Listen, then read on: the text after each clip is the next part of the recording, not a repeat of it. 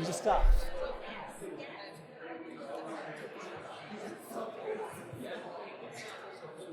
Good morning, everyone. Now then.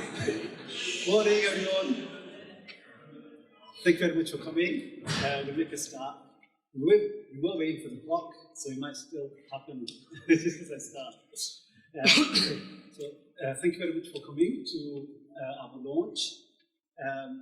So the purpose of today we're just going to do a quick introduction to who we are in terms of Cold Dementia Fund community.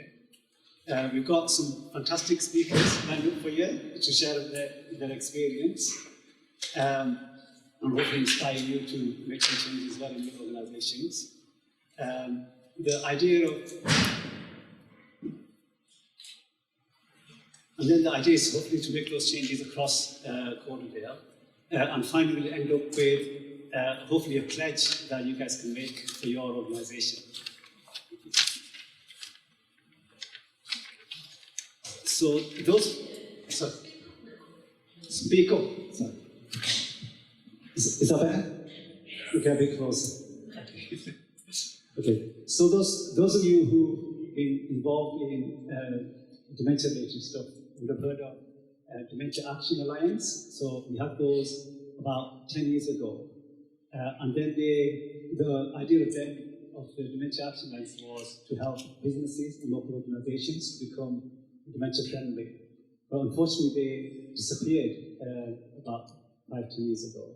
So a group of us were thinking that there's a gap that nobody's actually coordinating something across Corderdale. And hence, Corderdale Dementia Friendly Community was kind of born. And it is local organizations, a combination of groups, individuals, and businesses. Next, please. So our aims are really to support the groups and organizations to become more dementia friendly, empower anybody who wants to help people living with dementia, and identify existing good practice, because there is a lot of existing good practice, and share that across other organizations, and just raise awareness of dementia across the population. And again, our focus is really, rather than to get involved in the day-to-day issues, is just to focus on Corderdale as a whole, how we can share the good practice and encourage organizations to become more dementia friendly. So when you came in, you were given a starter pack, and it has a few documents in there. It's a quick introduction to Corderdale Dementia Friendly Community. There's a small section on how you can better communicate with somebody who's living with dementia. There's also a slide on what are the benefits for you as an organization or a business for becoming dementia friendly. And an environmental list. So there are some lists that really simple steps that you can take to make small changes within your organization to become more dementia friendly. And lastly, because Alzheimer's Society has some really fantastic resources on their website, and there's a checklist of tasks really that different organizations can do. So there are checklists for retail shops, there are checklists for offices, so there's different kind of environments. So you can browse them there and look for the checklist for your organization, and there's really good guidance on how to make your organization more dementia friendly. Okay, so the running order today is that we're going to soon hand over to Kath, who's going to do a quick presentation, a quick chat about Corderdale and adult health social care. Kath is the Director of Adult Services and Wellbeing for the Council. Kath is followed by Bob Metcalf, who will be talking about his experience of caring for his wife, Margaret, who has dementia at the moment. We also have Rachel Horner from Age UK, who will be discussing how Age UK has made their shop and organisation Dementia Friendly. We have Rod Tickner, who will be talking about how they've made Leeds to walk online a Dementia Friendly railway. And finally, we'll be ending with Steve Seymour, who will be talking about how they made the Keighley Shopping Centre a Dementia Friendly. And at the end, we'll end with a Q&A with the colleagues from the Dementia Club. Okay, so we'll make a start by inviting Claire to say a few words.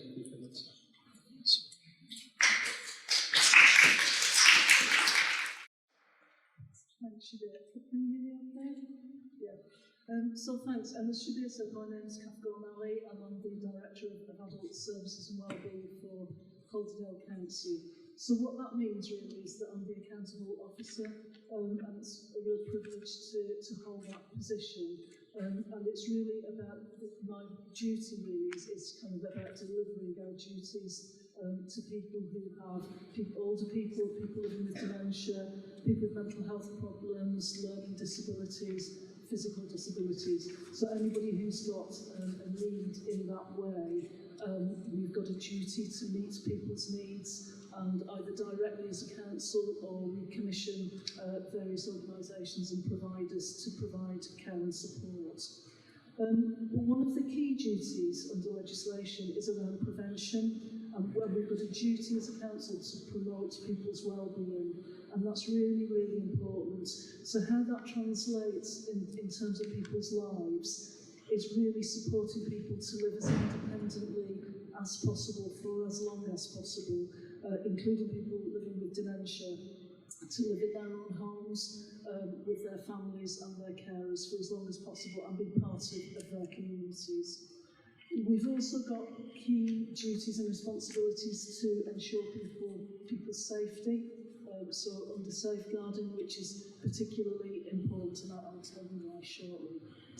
But first of all, not to the past, and the reason that I'm literally standing here, and the reason I was inspired to become a social worker was my grandma, my wonderful grandma Nellie Davey, who also, as she got older, got dementia. So kind of that personal lived experience of living with somebody who was living with dementia and the impacts that had on my grandma, but also my mum as a carer and our family was immense. But not all negative either. It was wonderful to just kind of go on that journey with Grandma as well.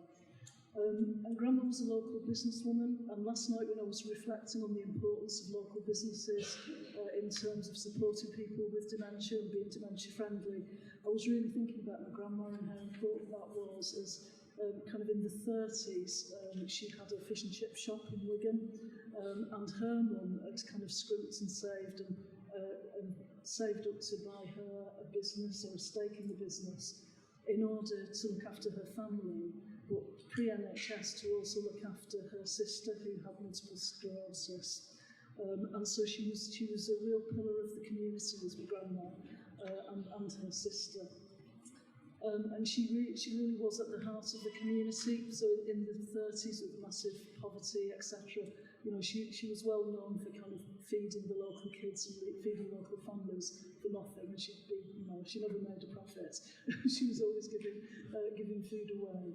But she really did inspire me and fired up something in me, fired a passion in me really when she got dementia. And one of the really sad things was that when she became really confused, she got to think about a pension. We thought that was just part of the confusion at first.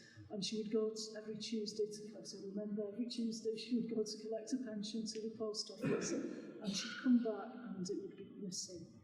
And this went on for a long time. And the importance of the local community and local businesses was that the postmistress, as we would call them in those days, would alert my mum eventually that Grandma had come in and she'd picked up a pension. And the local greengrocer, as we had then in the 70s, 80s, would say, there's the bells, would say, look, Nellie's been in today, she's on her way home anyway, you know, kind of just watch out.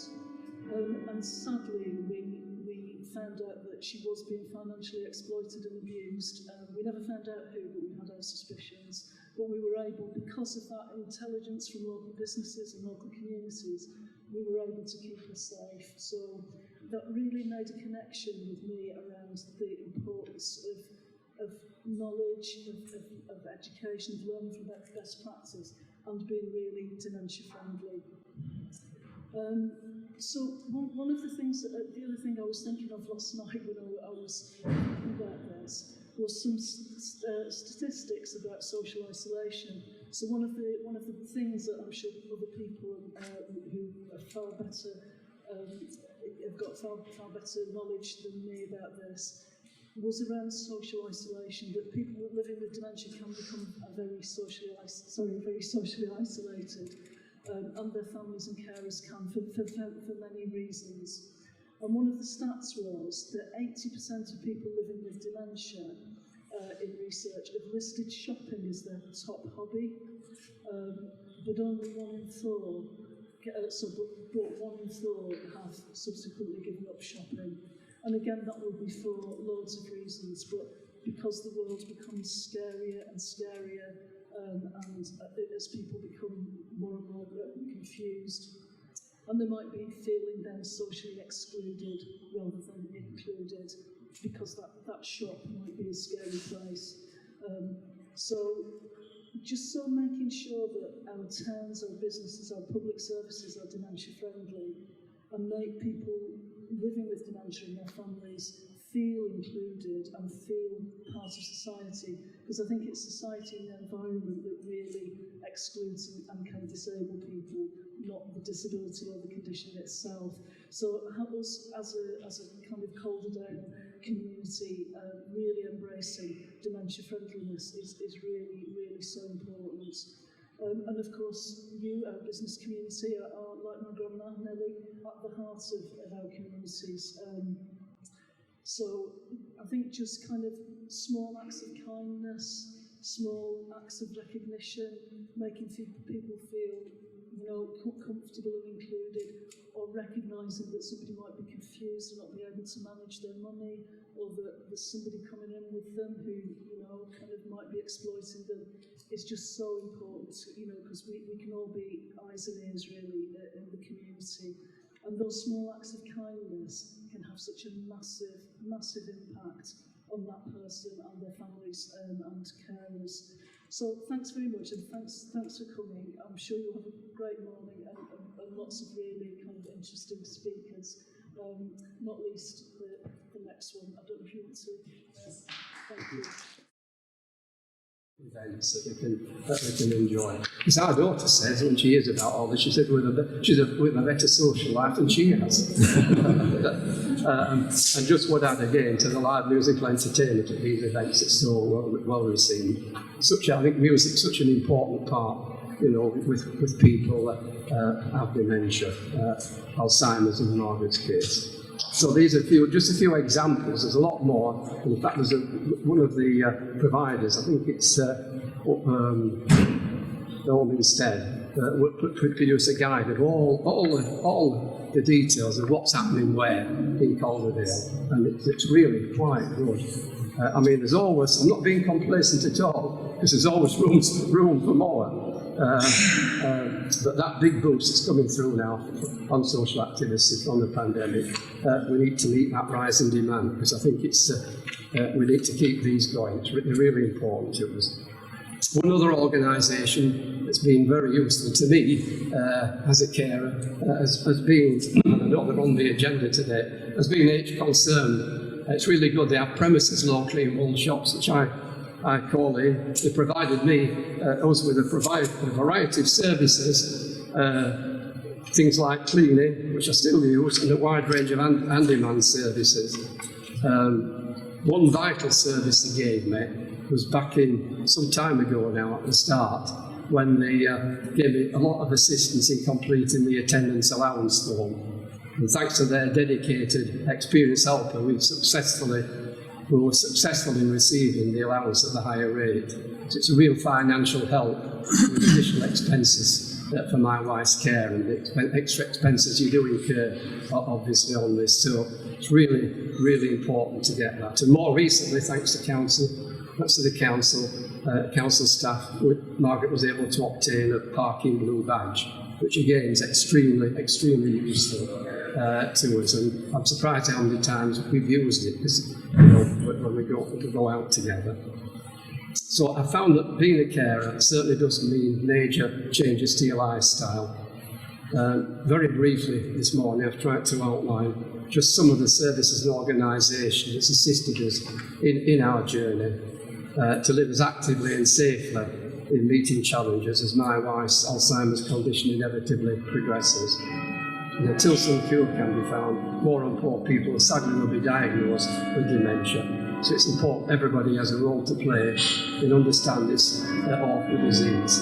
So please, for businesses, service providers here this morning, if you haven't really got involved in being dementia friendly, I urge you to do so and help people living with dementia and their carers in Calderdale. Thank you, Bob. Thank you. No.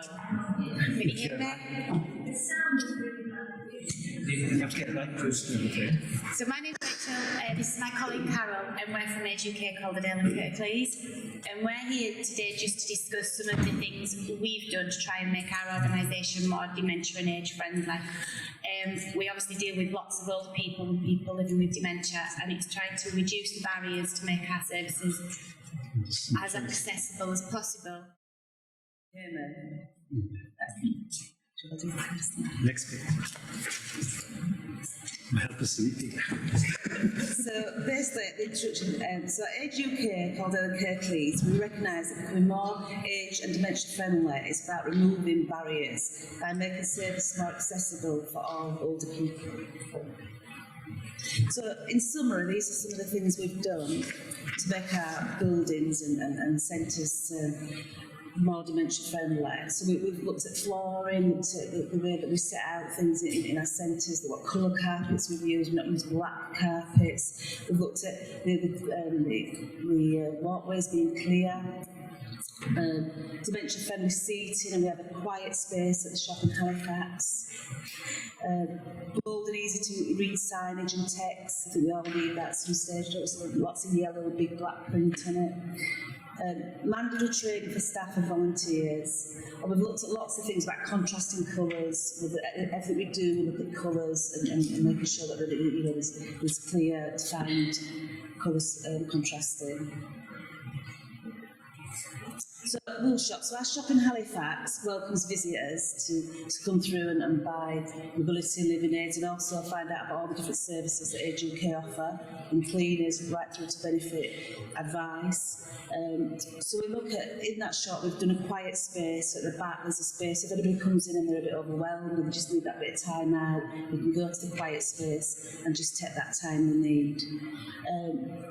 The doorways, they're very dementia friendly. It's an automatic door, wide space. We've got a reception straight there. We always make sure there's 2 or 3 staff so that they're always welcomed by a person that they can talk to. The seating, we look at the basic things like the seating, colouring, the contrasting to make sure that we can see that clearly where the seat is. And obviously signage that I mentioned previously. The Wool Shops is also the hub, the Calderdale Dementia Hub, that's also based in the Wool Shops. So our centres, obviously we've got clients coming that are living with dementia, so it's a great, we can feedback, we can find out, we can always see what problems they're coming up against and work with them to try and eliminate these issues. But then, we've got white tablecloths, but we always use contrasting colour bowls, so we'll have yellow or blue bowls. We have the companion pets. I don't know if you've all seen the dementia cats, but they're very popular. So yeah, they love petting them, and it kind of comforts some clients. We've got dementia hubs. Our dementia services also work frequently to support a wide range of people living with dementia. Dementia hubs running in both Calderdale and Kirklees. So the hubs give information and support to people living with dementia, their families and carers, so they will get that appointment, they'll speak to that person, they'll find out what their needs are and get a plan in place to how best we can support them financially, if they're lonely, whatever support they need while they're going through that, the carers and the person living with dementia has got that support. So that's a telephone appointment, it could be a home visit, we do lots of sessions, we do walk-ins so people can have a chat to people. So yeah, we also have a community engagement officer, Lisa. Good morning, can you all hear me? Yes. I was going to put my pulpit voice on. Right, I'm from the Bentham line. The Bentham line is the working title of an organisation that's properly known as the Leeds Morecambe Community Rail Partnership Company Limited. I'm one of its directors. But we're known as the Bentham line because the line goes from Leeds up to Skipton in the Aire Valley, then through the Craven area to Bentham, then from the Lune and Wenning valleys onto Lancaster, and finally to Morecambe, you know, where a lot of the people in that area used to go for their summer holidays. In fact, Morecambe was sometimes known as Bradford by the Sea. For those here, you would all go to Blackpool, wouldn't you? Yeah, it's where the railway line goes. Our railway line to Morecambe, yours goes to Blackpool. So anyway, that's where we are. And for those who do not know, a community rail partnership work with the rail industry, and it's described as they promote understanding the importance of railways in terms of improving mobility, sustainable travel, community cohesion and well-being, and social and economic development. And so I think our involvement in making a rail service dementia-friendly entirely fits the approach we've got here. Now, the project itself was formally launched. At this event, we had representatives from the rail industry. We had people from the Department of Transport. I can see there's a gentleman from the Department of Transport sat next to me at the launch. And so on. We had people from local authorities, volunteers, and we had one or two people in our group who were actually living with dementia at the time. Well, we thought that was very important. We included them wherever possible. And there they are when we launched the project formally back in 2018. And it's not on the slides because there's a lot of words, but I've got a quote here from the person who looks after all the community rail partnerships in the country, who said, "We're very proud to be supporting this crucial project. It is demonstrating exactly what community rail is about, reaching out to local people, drawing on their perspectives, and helping to ensure their needs are understood. It's an exemplary project, first of its kind, and we've been working to encourage others across the country to consider adopting it." If we could move on, please. So we're going to be, I think we need a bit more, another click. Some more pictures to come. That's it. Wonderful. That's what we're hoping to do. We've got this 75-mile railway line, and we want people living with dementia to be understood, respected, and supported. We have a signpost saying Bentham because that's where our headquarters is, that's where our offices are.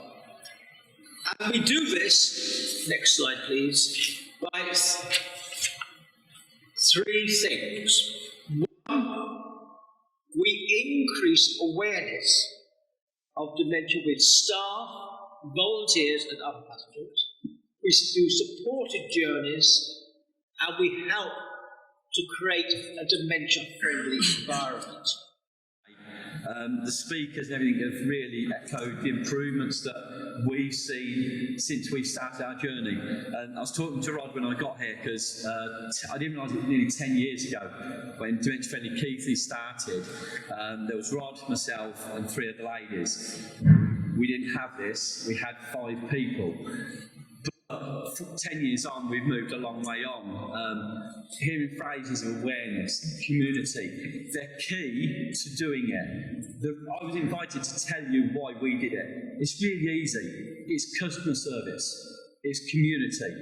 If you're not doing any of those, I mean, I don't know how many of you are actually running businesses. I know we've got the police, but how many of you actually run a business in Halifax?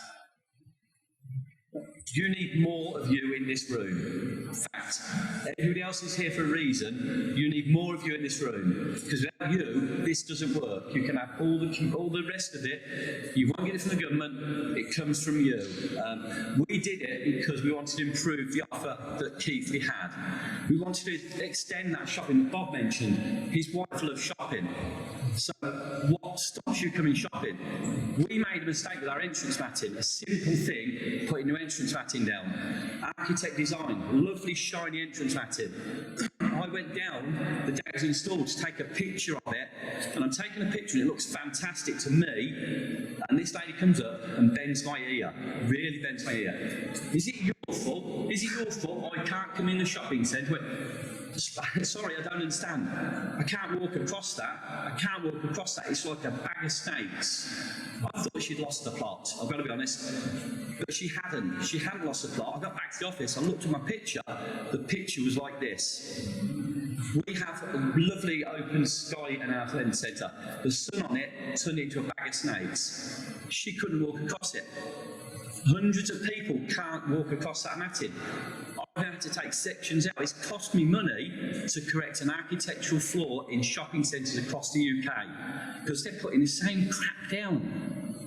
Don't put black matting down. It's a big hole. Signage, we've all mentioned it. It looks fancy. Don't let your PR people pick it for you. They'll pick something that suits them. Lovely fonts, tiny features, lots of pictures. Keep it simple. It's not, none of what we've done at Keithley is rocket science. But listening to people in here, 10 years on, there have been massive changes. We had no legislation, we had no leadership, the government had no funding. We worked with the Alzheimer's Society, we worked with the Carer Society.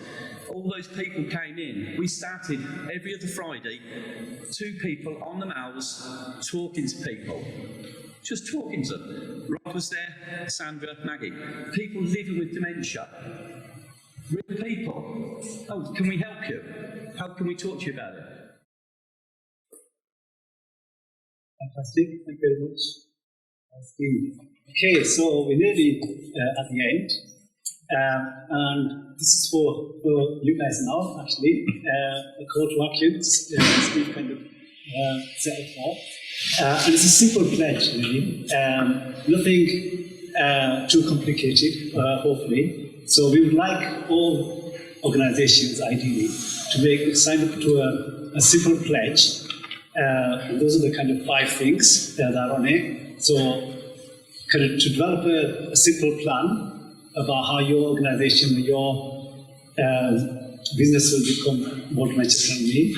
Ideally, appoint one person as your lead person, someone who's kind of the point of contact for dementia-related issues. Help us to organize a training session with your staff and volunteers, so they can learn the basics of dementia. Help us to publicize your progress. So share the progress with us, and we've got a website, we've got social media, and we will help promote the changes that you're making.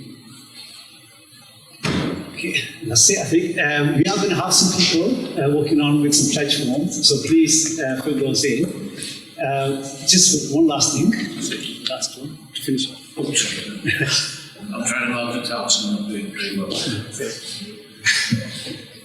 Okay, so the key message, I think, from everybody is that there are some really small, inexpensive changes that you can make.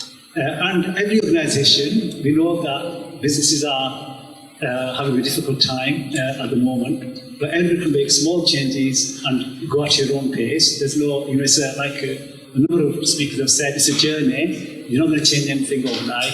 It's something slowly over time. I'd like to thank all the speakers for sharing their time, their experiences. Thank you very much all for coming. And of course, a huge thank you for you guys for turning up and helping us to launch our organisation. So just one last thing is the pledges. So we will have some forms. Oh, Q&A. Ahead of myself. Okay, so we do have members of the Dementia Hub here. So if anybody's got questions, please ask away.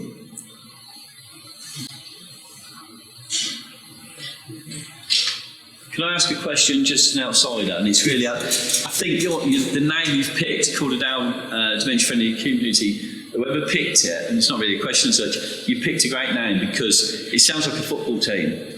Yeah? And it is a football team in that you're going to make sure you kick something into action. So whoever picked that, congratulations. So I didn't mean to mention that in the thing, but that's, from my point of view, that sounds like a team, and you know, what I'm seeing in the room is a start for something great. So if nothing else, you know, thank you for picking such a great name. I wish we'd have thought something as catchy as that. We get a big fee to see it. We'll come back to Halifax and beat you at rugby. So. Thank you for that. We did actually spend quite a lot of time agonising about the title, I remember, and we wondered about whether to call it dementia-friendly communities or community, and we settled on the idea this was one big community called them. Thank you for that. Yeah, the football team, they're going for promotion. But we did beat Bulls at the weekend. Any questions before we finish? Oh, a few. Yourself, Roger. The problem I found when I got being diagnosed was signposting. It must be very difficult for people on their own. It's all, well, you get your diagnosis, then you get your tablets, and you get this, and it doesn't seem to be joined up. You know, perhaps if it was a cancer, there seems to be a line through, and I've gone and looked and tried to look for help. When I found the help, it's been very good. But it's signposting, I think, generally that needs to be improved throughout the system, really. Thank you. So I'm Neil Coleman, I'm the service manager for the Calderdale Dementia Hub. So hopefully we now have systems in place whereby when somebody is diagnosed through the memory services, they are offered the opportunity to be referred straight away to the Dementia Hub. That's obviously an opt-out. There are some people that say, actually, at the moment we don't have any, but they're given the information. So at that point, they will be given information, signposting and advice. And then it's about knowing that somebody can come back into services as and when they want throughout their journey. So a final thank you, and please remember to collect a pledge form, and ideally if you can fill it in today, that would be fantastic. We've got plenty of lunch for everybody, so please don't leave, otherwise I'll leave 60 people to the food. So thank you very much for coming.